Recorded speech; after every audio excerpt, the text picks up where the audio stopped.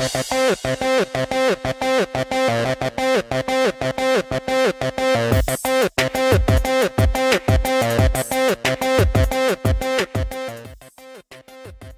po sa Pinoy Scoop. At ito ang balita ngayon. Ang aktor at host na si Paulo Ballesteros ay na-confine sa Marikina Valley Medical Center pagkatapos siyang makaranas ng mild stroke. Sa official Instagram account ng Itbulaga host, sinabi niyang siya ay nasa mabuti ng kalagayan ngayon.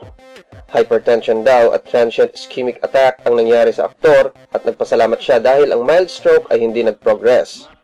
Bukod sa pagiging host ng noontime show na Itbulaga, si Paulo ay kilala din sa kanyang mga make-up transformations sa social media.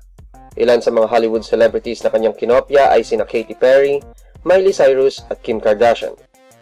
For more news, visit us at www.thepinoyscoop.blogspot.com.